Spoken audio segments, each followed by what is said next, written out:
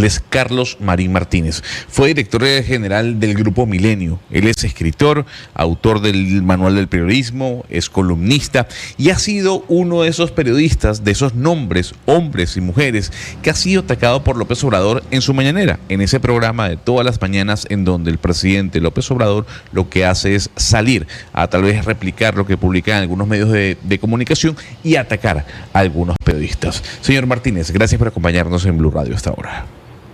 Muchas gracias. Buenos días. Muy buenos días a usted, señor Martínez. Y yo quiero preguntarle como referente periodístico... Marín Martínez. Fíjese, como referente periodístico de México, ¿el actuar de López Obrador deja mucho que pensar? Bueno, desde luego, el señor López Obrador tiene un problema severo en su embestida, no solo contra el periodismo, pues sin adjetivos, el periodismo como ustedes también lo conciben, la libertad de expresión, tiene problema con todo lo que tiene que ver con el conocimiento. Esto va más allá de los alevosos ataques prácticamente cotidianos que hace al ejercicio periodístico. Esto incluye su política, por ejemplo, educativa, en donde trata de ideologizar a la niñez, a la juventud, a través de lo que él llama la revolución de las conciencias, con un pensamiento más bien regresivo, en buena medida, pues, sin ofender a las aldeas de ninguna parte del mundo, pero tiene una concepción aldeana de la vida y pues se lleva entre los pies a los periodistas.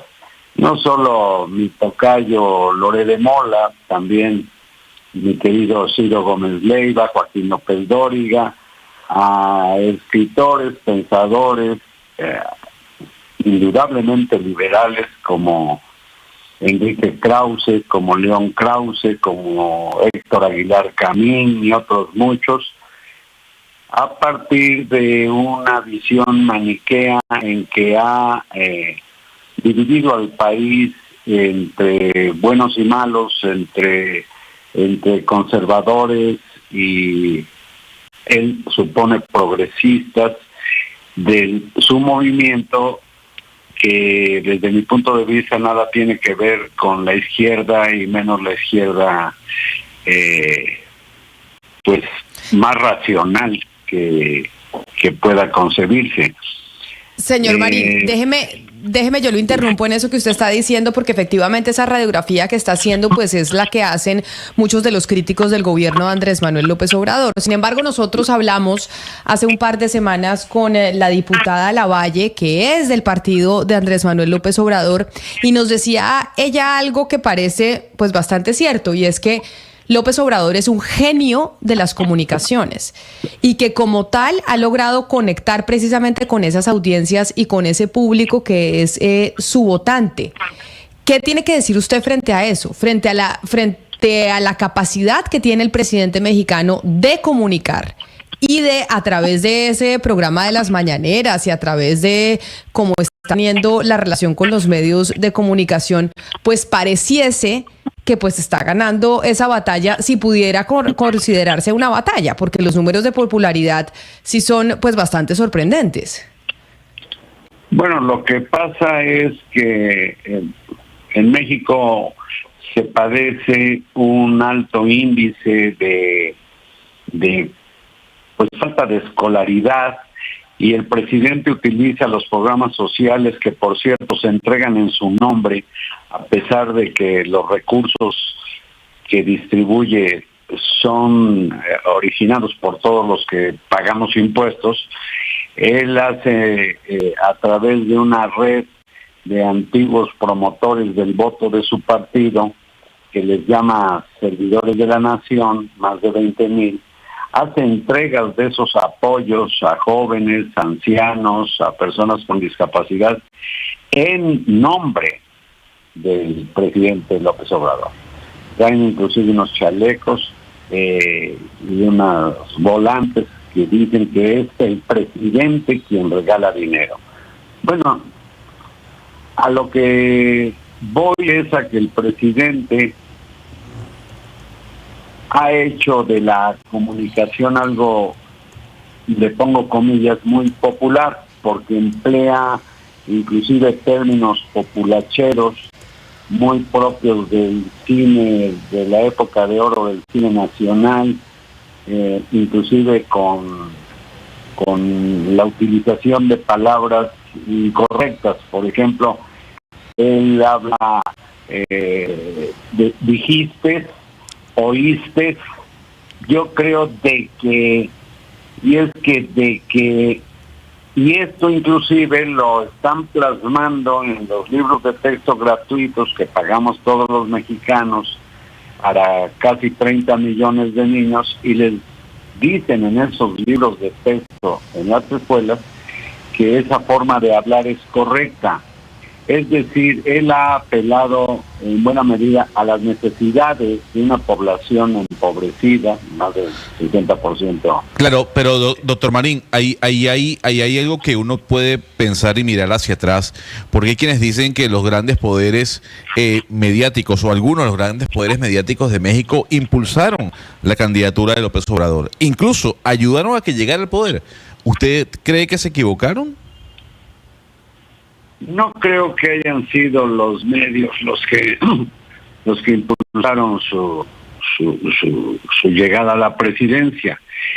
Más bien su perseverancia y su insistencia en sembrar el encono social.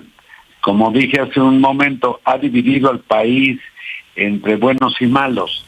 Él se refiere solamente al pueblo bueno que es el menos escolarizado, el más necesitado, y de ese pueblo es del que tiene el apoyo a que hicieron ustedes referencia, creo que Camila.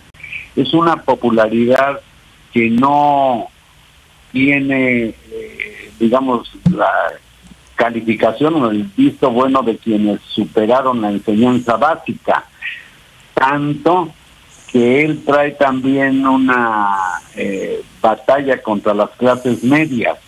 Las clases medias, que en la capital de la República Mexicana, que es Ciudad de México, en 2021, pues lo que hicieron fue arrebatarle a su partido Morena 9 de las 16 alcaldías, y él en días recientes ha dicho que la Ciudad de México se ha derechizado. Él ve todo en función de derechas e izquierdas. Dice que la Universidad Nacional Autónoma de México y buena parte de los centros de enseñanza superior responden al neoliberalismo, al que da por concluido gracias a su gobierno. Bueno, si se toma en cuenta que él está, como diría, feliz por la firma del acuerdo comercial con Estados Unidos y Canadá, que inició su némesis, que es Carlos Salinas de Gortari, con el Tratado de Libre Comercio, se verá que él sigue recetas, diría, neoliberales, pero sus contradicciones son tantas que llega a decir que su autoridad moral está por encima inclusive de la ley. Señor Marín, de datos personales, Camila. Sí, señor Marín, en este sentido, a ver, volvamos a los ataques a la prensa, porque cuando hay esos ataques reiterativos a la prensa desde un presidente, desde el poder de un presidente, pues obviamente que se empieza a crear lo que en comunicaciones llamamos un clima de opinión, y que es un clima de opinión adverso a los medios que están haciendo control político. ¿Cuál es ese efecto del clima de opinión que ha generado López Obrador en otros medios mexicanos? ¿O no ha habido ese efecto? ¿Usted cómo lo ve? No, sin duda ha creado un clima de hostigamiento que se refleja, entre otras cosas, en las agresiones e inclusive asesinatos de periodistas. No quiero decir que sea acción de él o de su gobierno, pero sabemos que hay más papistas que el Papa, y de sus devotos, de lo que yo llamo su nacional populismo, pues no falta el que él o los que agreden a periodistas. En lo personal, a mí me ha tocado ser agredido por turbas López Obradoristas en vísperas de la elección de 2012 que ganó Enrique Peña Nieto. Yo fui seguido por una turba por 4 calles en el centro de la ciudad, por una turba de 30 o más personas que estaban yendo a la Plaza de la Constitución a celebrar el cierre de campaña, y pues fui escupido 3 veces. Por fortuna no pasó de eso, pero sí hostigamiento verbal, insultos, etcétera. Y es precisamente por esa agresividad crónica que proyecta contra la libertad en general que llega a decir, cuando se le hace notar que está violando la Constitución y las leyes, dice: a mí no me vengan con el cuento de que la ley es la ley.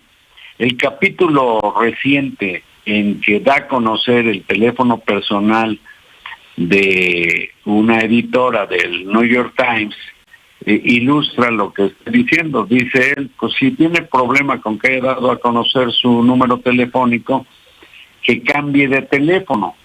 Bueno, yo me imagino, ¿y qué tal si ha dado a conocer su domicilio? La periodista tendría que cambiar de casa. O si ha dado la descripción de su coche, tendría que cambiar de coche, tendría que cambiar de vida. Es un uso abusivo de el corazón del poder, que es su cargo y el Palacio Nacional, sirviéndose de los recursos públicos con que cuenta, como agrede no solo, decía, a los periodistas, agrede a las instituciones autónomas del Estado que están para proteger el derecho a la información, la transparencia, la protección de datos personales, la libre competencia. Se ha ido encima del Poder Judicial, desconociendo que el Poder Judicial, junto con el Legislativo y el Ejecutivo, constituyen el supremo poder de la República. Eso dice la Constitución. Es decir, él ataca una parte de sí mismo porque él no es el único poder.